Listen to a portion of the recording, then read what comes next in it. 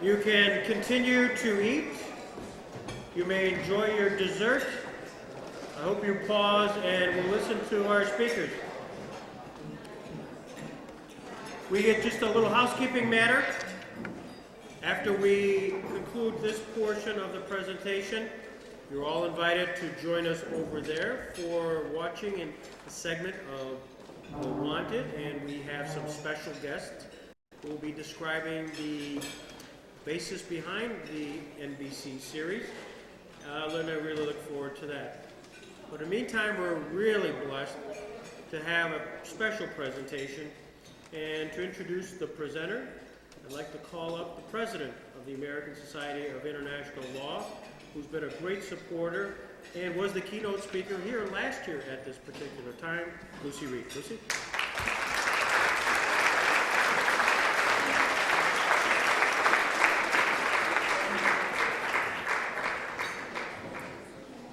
Thank you, Greg. I'm really happy I'm not the keynote speaker again. Sorry, Pat.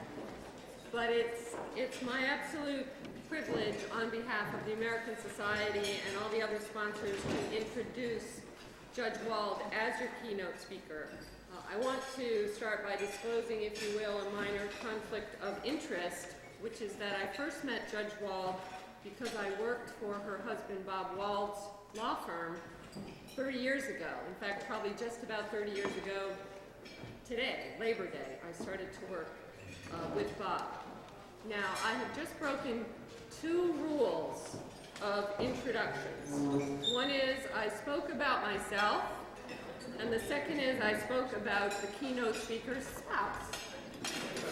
But I'm about to do something much worse, which is to touch upon the keynote speaker's age. And I will say this, Judge Wald could be my mother. Now don't be shocked.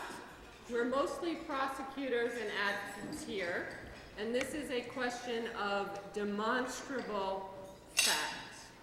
I went to college. I was on the same floor in college as one of Judge Wald's daughters. So I know of which I speak. But more important, I wish, with due deference to my own mother, I wish Judge Wald were my mother, or my sister, or some other relative. And really, who would not? Because listen to this. Judge Wald graduated from Yale Law School in 1951. She was a law clerk to the legendary Judge Jerome Frank of the Second Circuit Court of Appeals. She was the first woman lawyer at the firm of Arnold and Porter. She is the mother of 5 wonderful children for 10 years full-time. She spent 10 years practicing public international law when that field was new. She was the assistant U.S. attorney for legislative affairs. She spent 20 years on the U.S. Court of Appeals for the D.C. Circuit, becoming, and I don't think it's an exaggeration, a legend herself. She was the first woman judge on the D.C. Circuit. She was the first woman chief judge of the D.C. Circuit. And by the final count, she wrote over 800 opinions for that court. At the same time, Judge Wald was a tireless, and is a tireless promoter of democracy in Eastern Europe, working with the ABA Sealy program on election monitoring, constitution drafting, other issues. And she's been a prolific author of over 100 articles. And I don't mean just little articles like I write, I mean important articles and very practical articles. And as is most important tonight, Judge Wald was a judge, served as a judge on the International Criminal Tribunal for the former Yugoslavia. Now that was a list, and Judge Wald is more than a list of accomplishments. Weaving everything together is a theme, and that theme is a relentless commitment to and advocacy for, action for civil liberties, the rights of women, the rights of children, the rights of the mentally ill, the rights of the poor, in sum, for equal justice under law for many marginalized and voiceless people. In a 2003 interview, when Judge Wald was asked about leaving the DC Circuit for the ICTY, she said this, and I quote, "There is also a time when you realize you have only a limited number of years in which to pursue any new or different endeavor, and a little bit of the adventure or pilgrim spirit rises to the surface."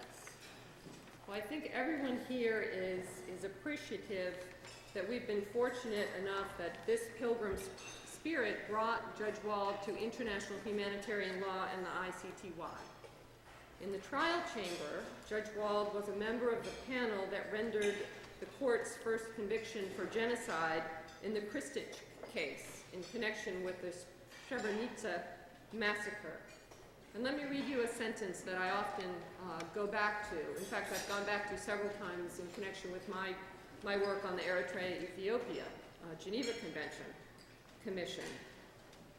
In that judgment, the panel wrote this, and I quote, "The trial chamber cannot permit itself the indulgence of expressing how it feels about what happened at Srebrenica.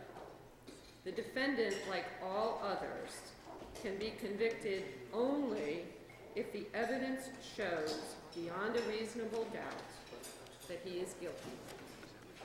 And Judge Wald went on the appeals chamber, presiding over the Kupresic case, showed again that panel's commitment to utmost judicial fairness. Finding insufficient factual proof, there was a 13-year-old witness who changed her testimony. Finding the factual proof insufficient, the panel reversed 3 convictions against Bosnian Croats charged with massacring the inhabitants of a Muslim village. As Judge Wald has written, this was to the extreme displeasure among many in the prosecutor's office and some victims groups as well.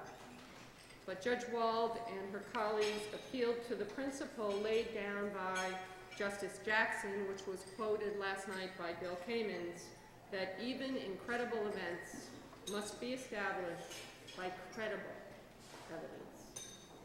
Now, moving quickly beyond the ICTY, Judge Wald has written eloquently that if the International Criminal Tribunal movement fails, it will defeat the practical significance of international criminal and humanitarian law. And she went on to write, and I quote, "The United States was until recently a leader in their creation and development. Stepping away from its unique place in the field leaves a yawning gap." In connected vein, I want to thank Judge Wald on behalf of myself and Betsy Anderson and all members of the American Society. I want to thank Judge Wald for agreeing to co-chair our task force re-examining the United States relationship with the International Criminal Court. It's quite an extraordinary report funded by the MacArthur Foundation, and we have copies at our table out here in the lobby.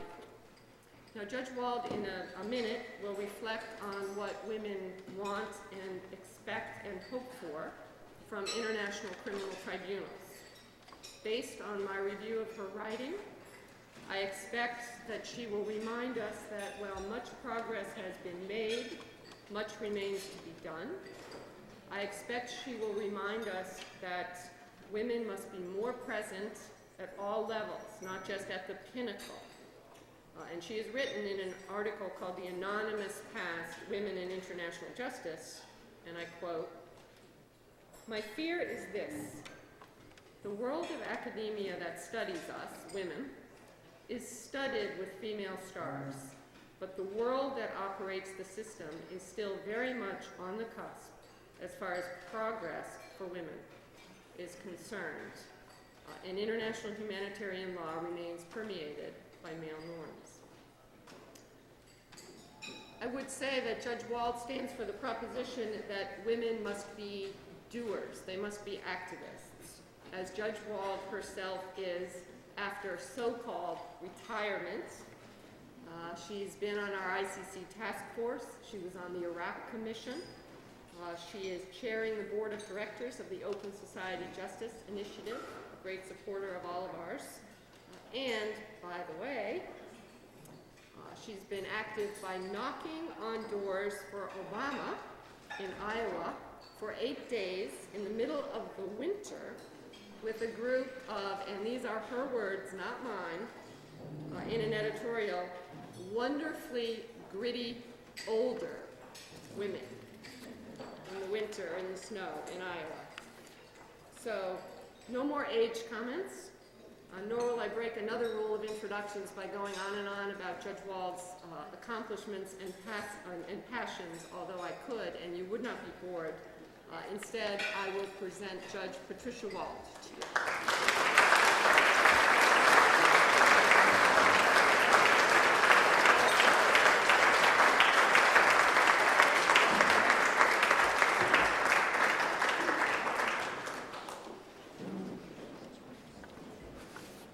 Thank you, Lucy, for that wonderful introduction.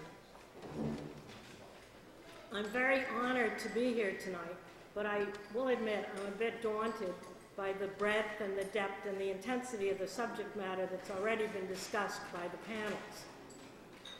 My own 2 years' experience at the ICTY is decidedly lean compared to many of the others that we've been hearing from. But when I asked David Crane what I should talk about, he basically took his cue from recent United States Supreme Court nominees, suggesting in effect that I avoid all matters of substance and just say a few words about my personal encounters, but in the tribunal world. But given the caliber of the speakers who have preceded me, especially the one last night, I decided that that competition was far too rough, so I decided to go a different route. In light of the pervasive theme of women in international law, I intended, as Lucy predicted, to focus on what women in the broadest sense, say womankind if you will, have a right to expect from the international and the hybrid tribunals, and why they have so strong a stake in their success. Now, obviously, I do not purport to speak for all women, but only to glean from my own decade in the field some common concerns. And much of what I'm about to say, I should warn you, and I will be brief, because Lucy Breed, for all that glamorous introduction, warned me very vigorously about a God-given 15-minute rule, which I may not be able to keep, but I'll try. Much of that has been written about and spoken about before. Indeed, I'm told that more trade journals and books have been penned on the subject of our tribunals. Okay. All right, sorry about my signs. On the subject of our tribunals than any other aspect of international law in the past 2 decades. But I'll try to place some of these more familiar truths into a new context of the role of women in international law. Now, first and foremost, I begin with an acknowledged fact that women and children represent the largest constituency of international humanitarian law and the tribunals that breathe life into it. They are the bulk of the casualties of war and the refugees of ground and air conflict. They are the most numerous victims of war crimes, crimes against humanity, and genocide. A few statistics, I hope not outdated, make this point. 1 out of every 150 persons on Earth is a refugee or a displaced person due to armed conflict or human rights violations. 75% of them are women or children. In the Balkan conflict, there were an estimated 20,000 victims of sexual assault, and one expert panel concluded that nearly every woman and girl over the age of 12 who survived the Rwandan genocide had been raped or sexually assaulted. According to a recent Washington Post columnist on the scene, and I quote, The Congo remains the worst place in the planet to be a woman. For 12 years, hundreds or thousands of women and girls have been raped and tortured, their bodies destroyed by unimaginable acts. Now, we know rape is on the increase in eastern Congo by both militia rebels and National Army soldiers. And again, quoting the columnist, the girl children born of rape are now themselves being raped. In Darfur, women in the camps dare not seek firewood or food, let alone work, for fear of sexual predators. The LRA, under ICC indictee General Coney, holds hundreds of women and children hostage in the Gamba forest. As the recently departed news analyst icon Walter Cronkite was wont to say at the end of all of his programs, "That's the way it is." Or in the tart phrase of Kurt Vonnegut in his anti-war polemic Slaughterhouse-Five, "So it goes." And so it has gone for centuries, as far as women are concerned.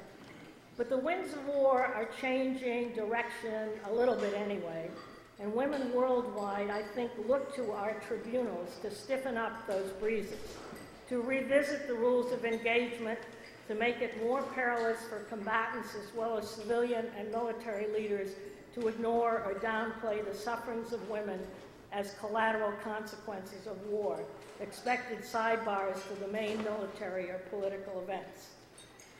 Now, just as they bear the greatest impact of war, women, I believe, should have a right to claim a high priority in the strategic thinking of the tribunals.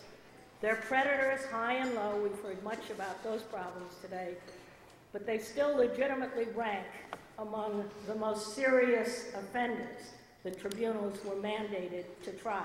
I'm reminded here of a personal experience when I was sitting on the ICTY at The Hague, and one of the defenders, and Kelly Askin is here, who worked so well and so wonderfully for us, one of the defense lawyers for one of the commanders in one of the prison camps in which rape was charged, rape and sexual assault, argued to the court that the court had been mandated by charter to try only the most serious crimes, so why were they trying rape and sexual assault? We've come a long way since then, but as Lucy said, we have a long way to go.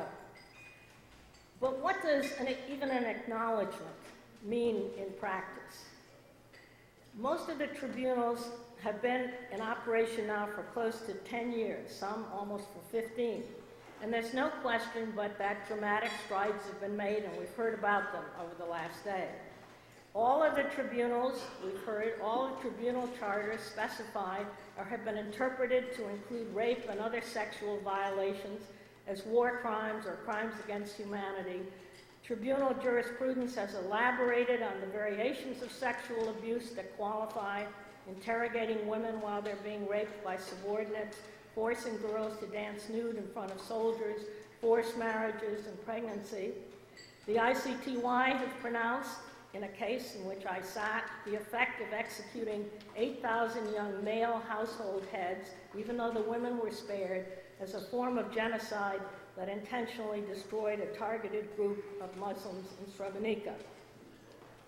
Tribunal rules have made rape prosecutable by eschewing rigid definitions that required actual physical force in favor of recognizing much broader kinds of coercion and intimidation. The tribunals have declared rape in some circumstances to be a form of torture and a tool of genocide. Diane Orent-Leiker, in her report on the effects of the ICTY in Serbia, quotes one Bosnian woman as follows: "ICT jurisprudence created a new kind of awareness that women had been used as a means of war. They became personalized and recognized. This enabled them to become more active in their own causes. Entire cases in the tribunals have been built on gender crimes, and virtually all, as we heard today, of the recent indictments emanating from the ICC have contained gender-based allegations." So you might ask, what else should women want or expect? Now, over the years, I have heard, and there was some talk about this today, reported complaints in the early years from some women inside the OTPs, the offices of the prosecution, that the focus on gender-based crimes must, as they duly admitted, but have not always come soon enough at the very beginning of investigations. Those investigations about which we heard of many reforms today by the field teams who make the initial cuts in tracking down witnesses and picking the potential charges that are going to be charged later on. But it is, and I think the prosecutors we heard today who are certainly top of the line realize this, it is these first responders out doing the investigations who have to be sensitized to the range of potential crimes that involve women and children and how best initially to elicit the information to prove them. In many cultures, as the prosecutors told us, and as we all come to know, sexually abused women are not the most vocal of complainants or the most eager of witnesses. Often they themselves have been punished by their own communities for the crime of being victimized. In Darfur, for instance, the women in the refugee camps are said to be afraid of disclosing crimes committed against them because of the widespread infiltration of government informants into the camps. In Burma, according to a recent report at the Harvard Law School with which I participated, rape by soldiers of civilian women has continued at an alarming pace, involving soldiers from over 50 battalions in one province alone, disproportionately targeted at women from ethnic minorities. Although there's no attempt to conceal the bodies of those who were later killed and no official action taken against the soldiers, the surviving women too often decline to protest for fear of retaliation. For all these reasons, gender crimes may indeed be harder to investigate, and we heard many details from the prosecutors about why that's so, than other kinds of war crimes. We know they're often harder to prosecute, not only because of the traumatic effects when the victims must face their perpetrator anew in the courtroom, but also because of the problems of showing linkage between the victim on the scene and the high civilian or military leader who's far away in his headquarters. Nevertheless, notwithstanding those very, very formidable obstacles, I think women do have a right to expect that these despicable crimes will be given a rightful priority in the tribunal's strategic litigation plans. This means, in the view of many, intensive gender crime training at all levels of prosecutorial staff and up to the judges. In the words of one veteran who's here tonight, but I shall not name, it demands, quote, more than one 3-hour lecture, unquote. I mentioned briefly a few additional concerns of women. Some of the gender crimes included in the Rome Statute have yet to be prosecuted, and though for a comparatively new court, young court, that's understandable. But the opportunity to flesh out their contours in appropriate cases will need to be kept in mind.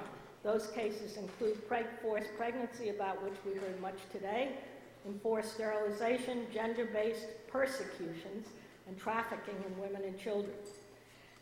The utilization of special advisors in the prosecutor's office for women and children, that should be the locus, and apparently is, in some of the tribunals, for identifying the appropriate cases to flesh out the crimes, for helping to train the personnel, and for advising the rest of the prosecutorial staff on those issues that are peculiar to gender crimes, special confidentiality issues, privileges, and even sentencing. Now, my second point about what women have a right to expect is that they will be a significant part of the tribunal process.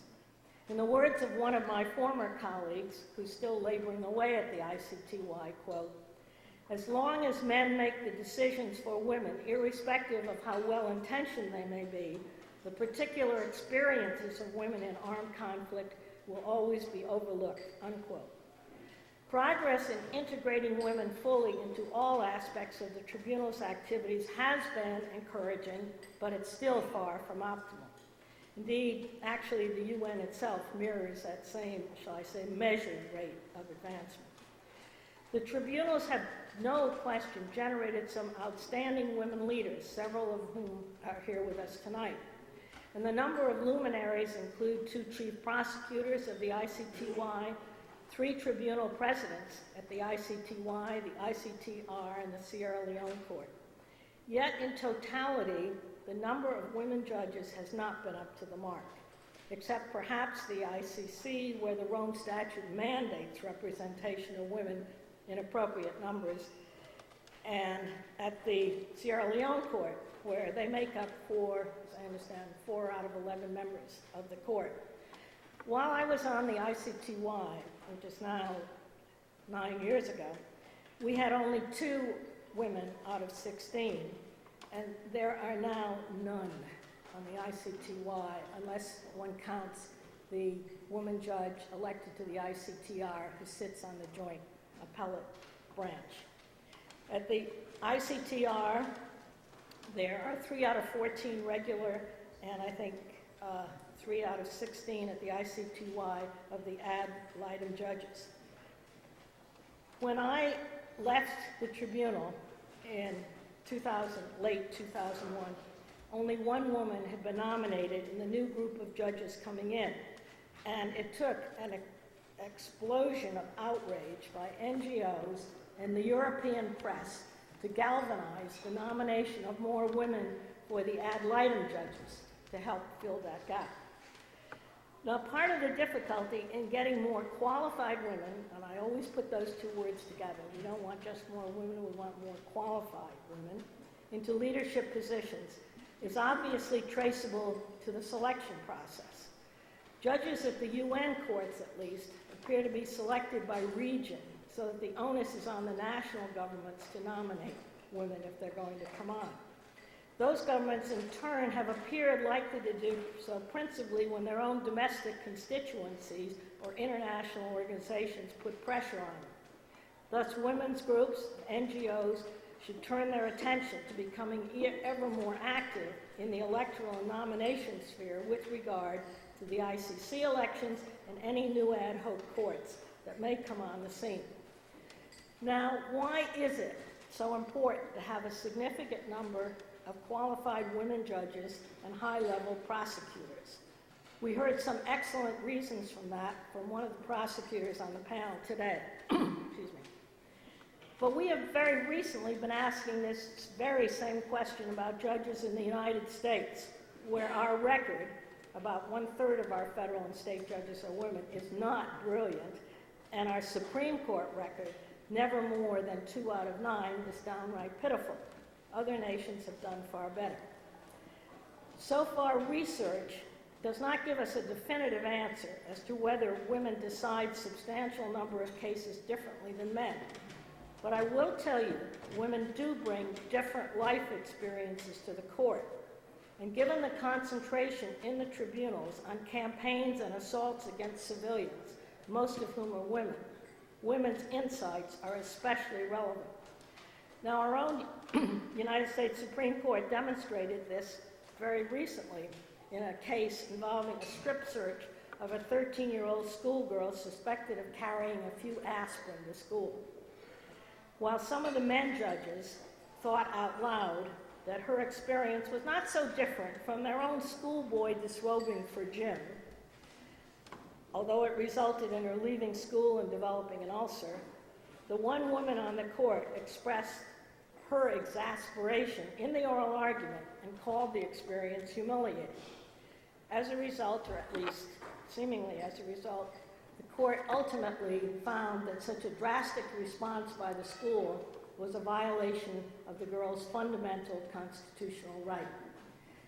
In tribunal history, some have attributed the progress already made in recognition of gender crimes as major instruments of war, at least partially, to the presence of talented women judges and prosecutors, however few their number.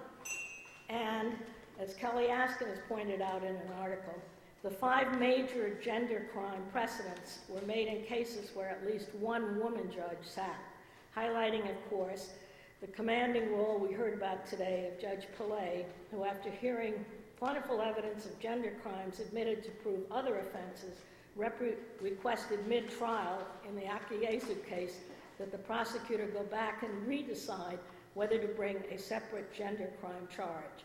an intervention that ultimately resulted in the first major gender crime conviction in tribunal history. But here I'm also going to stress the importance of women judges and prosecutors themselves not hesitating to draw on their own sensitivities and experiences in interpreting the law and the relevance of evidence and fact-finding. I do not, of course, mean women should give free rein to their preferences, an accusation that's frequently hurled at judges in my own country by critics who just don't like their decisions. All judges, of course, should follow the law as it is written and as it is interpreted by prior courts whose rulings bind them. But as every judge, domestic and international, comes to know very quickly, the precise scope of a somewhat vague provision in a statute, or the precise reach of a prior ruling, or the status of an alleged crime in international customary law, or which of two allegedly conflicting provisions in the Charter should prevail, or whether a provision was intended to cover an atypical situation, or whether justifications were meant to be credited as legitimate defenses, all those dilemmas demand judgment, not just word parsing by a judge. And her life experiences will and should inevitably influence the judgment in many cases. We should not deny the tribunal the benefit of women's unique experiences. They can make a difference. I can tell you that from my experiences in both U.S. federal and in the international sphere. No, I think women prosecutors and judges also have special obligations to pay attention to the treatment of other women in the judicial process. Women judges and prosecutors can, I believe, change the atmosphere of a courthouse for other women. And here I have to differ with what was reported remarks of actually a good friend, Cecilia Getz, whom I came to know relatively well in the later stages, post-Nuremberg stages of her career, and was quoted today as saying, once you put on the robes, it doesn't make any difference whether you're a man or woman. I have great respect for her, and I liked her very much, but I disagree with her on that. I think that those who work for women judges, prosecutors, and those who appear before them as witnesses or litigators can feel less isolated or out of place when they see women in positions of power and prestige in the courtroom. That's proved true in my own experience. And also some research shows that litigants' evaluation of justice is directly related as to how they perceive their own treatment by court personnel and how the judges and prosecutors act toward women who work for them or appear before them trickles down to all the other levels of the courthouse personnel. In the tribunals, there's also a special need for women judges and prosecutors to be sensitive. We've heard much about this today, so I'll be brief, to the plight of women witnesses and victims. Often these women and young girls have been traumatized not just by the crimes, but by threats of retaliation if they testify and by shunning in their villages. The tribunals have set up victim and witness protection units to offer escort services, temporary housing during court proceedings, some cases counseling, but at least in my time, and I suspect now as well, those units are not always adequately resourced for the demands upon them. It's vitally important that women judges and prosecutors support and champion the financial needs of the registry for adequate services for these women. And women witnesses, I'm very sorry to say, have occasionally, albeit rarely, faced hostile or demeaning questioning or even derogatory comments and embarrassing attempts at humor at their expense. Sometimes, rarely, but sometimes participated in by the judges. On those rare occasions, I think women judges have a special obligation to admonish counsel and to express their own discomfort, not to sit silently by and let them go unchallenged. Hopefully the mere presence of women judges will deter misplaced humor or demeaning treatment of witnesses by overzealous or insensitive counsel, but the incidents do still happen occasionally. Now, the ICC is the only international court. The Cambodia is a hybrid court, as we know. that allows victims direct participation in the criminal proceedings. And there have been numerous rulings already in the pretrial phases as to who and when such victims or their representatives can participate. It's a terrifically difficult feat to bring off, I think, letting victims join in some phases of the investigation, in the pretrial management of the case, and to actually interrogate witnesses and present evidence at the trial itself. It's clear from the early decisions of the pretrial chambers that decisive lines have to be drawn as to how flexible, in this regard, a fair and effective trial for the defendant can be.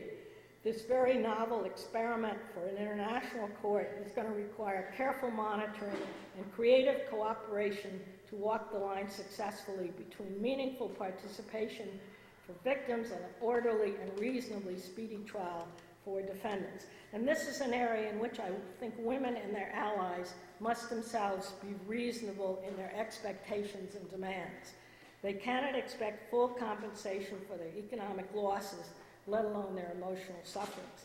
And indeed, after a decent interval has passed as to how the system works, so we can see, they should be tolerant enough to cooperate in an evaluation, both as to how intense an intervention by victims the process can sustain and still be legitimate, and what priorities on compensation a limited fund can make. Women outside the tribunal process also need to be given an opportunity to understand what the tribunals are trying to do in order to draw their own judgments on their success. That means a much greater emphasis on outreach than previously, although some hybrids like the Sierra Leone Court have pioneered in going out into the villages to explain goals and processes. But the necessity for understanding and support from women on the outside world also suggests that the ICC may want to take some of its hearings out of The Hague and go on site to the places where the violation occurred, so the affected communities can see for themselves the merger of crime and punishment. In the same vein, more concentration on media coverage, websites included, is warranted. As it happened while I was there, the media would come to the first and last days of a trial, and in between, only if the defendant was putting up a ruckus. Community efforts do need to be mounted to explain to people what's happening in the trials daily, how it relates to what happened to them. The little research we have suggests that people in parts of the Balkans, for instance, don't really understand what the courts are trying to do. Why one defendant is convicted and another is acquitted. Many think the punishments are too lenient, less than 10 years for running a camp where hundreds were tortured, abused, and starved. Professor Orentliker's report on Serbia revealed that a strong anti-ICTY campaign mounted by the Serbian government was never adequately countered by robust enough outreach by the tribunal, so that 2/3 of the Serbians polled thought the ICTY was biased against their country, and gave as evidence the fact there were no Serbian translations of ICT judgments or Serbian press releases until 7 years after the ICT took over. Finally, and this is the toughest challenge of all, I believe women want international law and the tribunals to make a difference in their lives. If the tribunals, even if the tribunals do their work well, and women's wrongs are recognized as serious war crimes, crimes against humanity, and tools of genocide, and if enough women can infuse their own sensitivities into the process, and if the tribunal's achievements are truly accessible to ordinary women, will all that really help women in states where old ways survive and women are treated in peacetime as well as in wartime as property and their sexual and physical integrity impugned at will? That is unfortunately the case even in countries that have ratified the Convention Against the Discrimination of Women and other human rights treaties, customary law in those countries, and local norms executed by tribal and religious courts often conform to and approve practices that oppress and diminish women, deny them on a gender discriminatory basis rights to work, to hold property, to custody of their children, to education, to inherit money, to obtain divorces, however maltreated they may be. The situation is so bad for women in some of these countries that 4 very tough, hardened political writers in the U.S. in just the past few weeks have devoted columns and articles in major papers to their plight. Michael Gerson, a former Bush speechwriter, said that foreign extremists who start wars seem to take particular interest in the intimidation, humiliation, and repression of women. No reconstruction of Afghanistan, he points out, can come without the support of 52% of the population, the women. Quote, they represent a chance for Afghan politics to start over. Why, he concludes, should women care about the plight? Why should Americans care about the rights of Afghan women? He answers, because Afghans without the support of women will remain a failed and dangerous state prone to endless conflict. Thomas Friedman agrees. The war on terror, he says, is essentially a war of ideas between religious zealots and moderates who want to open Islam up to new ideas and empower women. The American Joint Chief of Staff's chairman sees a strong assist in future war prevention in setting up schools for girls in Pakistan and Afghanistan. He says when a girl gets educated and becomes a mother, she will be much less likely to let her son become a militant or an insurgent. The Taliban has demolished 640 schools since 2006 in Afghan, 50% of them for girls. Now, the Islam extremists recruit most successfully, he points out, among the illiterate and impoverished. And Jim Hoagland, another writer, speaks of the, quote, brutal subjugation of poor, uneducated women in Pakistan and Afghanistan as a, quote, driving force too often neglected or minimized in assessing the strategy of dealing with extremists in those countries. The desire, he says, of Pakistan and Afghanistan men to be left in peace to deal with their women folk as they see fit is an important recruiting tool for the Taliban and other extremist Islam organizations. Nicholas Kristof, who has a forthcoming book on the subject, says, quote, the paramount moral challenge of the 21st century is the brutality inflicted on so many women and girls around the globe. He says the number of gentricides far exceeds the number of people slaughtered in all of the genocides of the 20th century, pointing out that in Asia alone, 1 million children live in sexual slavery and are locked in hostels, beaten, and sedated. What, you may ask, does all this have to do with the tribunals? And now I am, in concluding, entering into the realm of the speculative, though I hope not the incredible. I do see a logical, and I emphasize here legally logical, I'll take up all the formidable practical reasons on the other side, an entry point whereby the advances of international humanitarian law and tribunal jurisprudence might help the plight of the women and children, girls I've talked about. That lies in the future development of the crimes against humanity doctrine.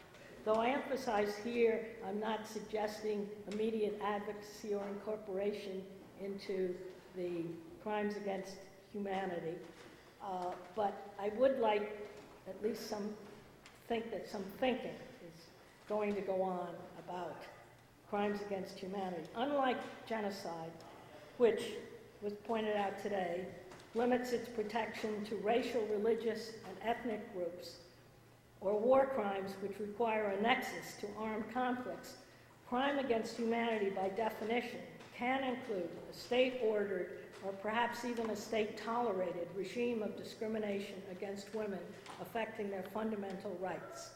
Such regimes exist in many countries which do nothing to protect women from the violent acts of either their own soldiers or officials, as in Burma, or from those of other civilians in many other societies dominated by extremists. Surely the conditions I've just described could amount to the discriminatory treatment, which is the vital element in the underlying crime of persecution, which is a qualified crime against humanity.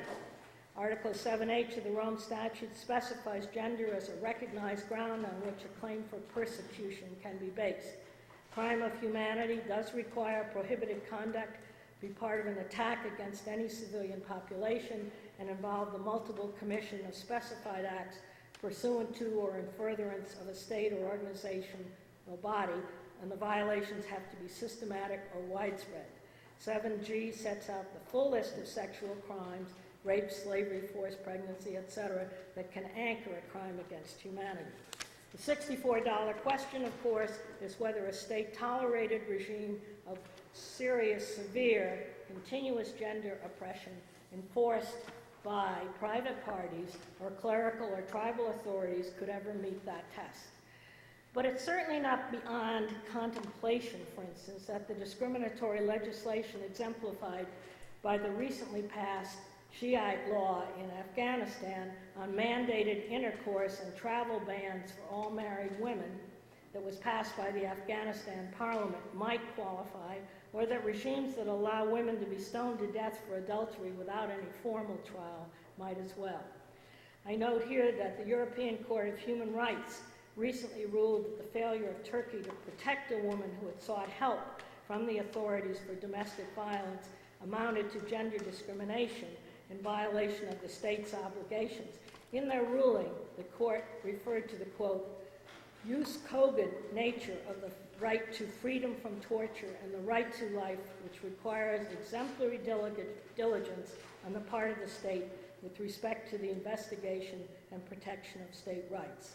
And we do have the embryonic R2P doctrine embraced by the UN, whose reach is not yet clear, but which seeks to further delineate the obligations of a country to keep its residents safe from predatory attacks by non-governmental groups. Now, I fully realize I'm deep in the realm of speculation. I know of the formidable real-life obstacles to international humanitarian law with its big gun weapon of criminal prosecution, even contemplating entering a field that UN conventions, treaties, and resolutions, as well as diplomatic endeavors, have failed to effectively police. But I insist on persisting in thinking that the very existence of a universally accepted criminal norm that so neatly fits the situation, that so pervasively stifles the very life and spirit of women in so many parts of the world, might serve a worthy purpose. An extreme case might arise where the degree of violence or slavery-like conditions systematically imposed on civilian women would produce so great an international cry for humanitarian intervention and incidental criminal accountability of the persons responsible. Or following Justice Jackson's more conservative example in Nuremberg, where he insisted that the crimes against humanity committed by the Nazis against the Jews in pre-war Germany could be charged as such only if it was shown that they were part of a preparation for war. A prosecutor might find himself in the context of a wartime case against leaders of these regimes and include a count based on the continuing abuses perpetrated against women at all levels.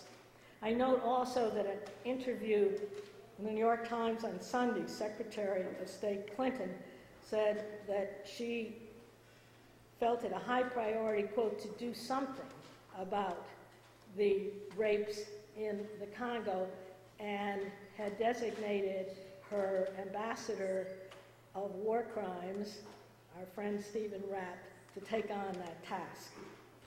On a personal note, I have often wondered how an international judge who comes from such a country with such a regime could rule on wartime atrocities against women and not be troubled by equally abhorrent acts committed in peacetime against those same women.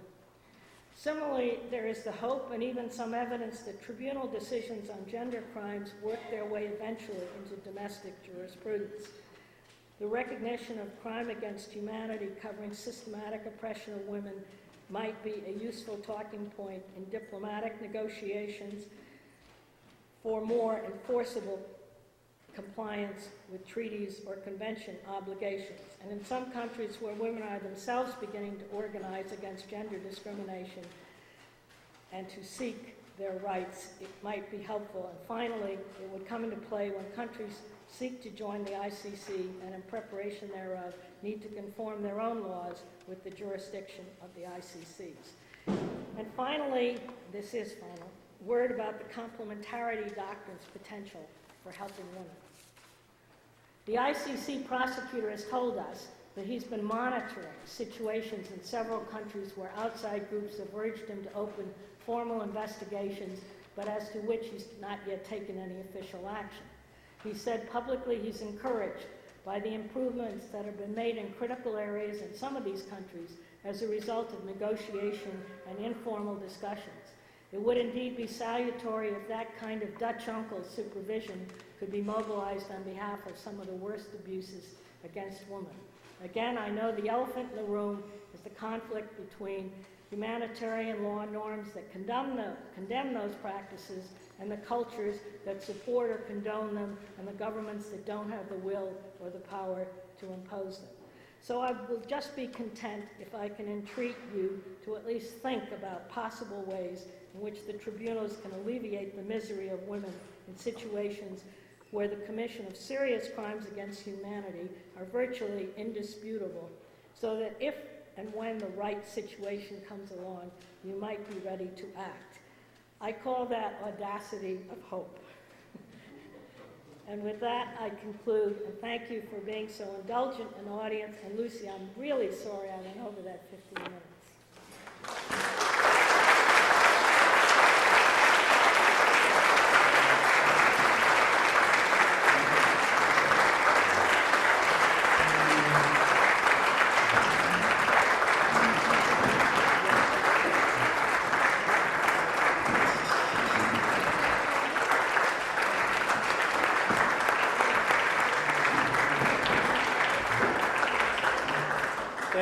Thank you, Judge, for those inspiring words. And with that, thank you, Lucy, for the presentation. We're going to stand adjourned in this portion, and for those, there's going to be a presentation over there. You have choices. You can stay here and watch, or you can go over there in the theater type arrangement. Also, there is a Get Well card floating around. I hope you find it, sign it. This is for Whitney Harris. Thank you.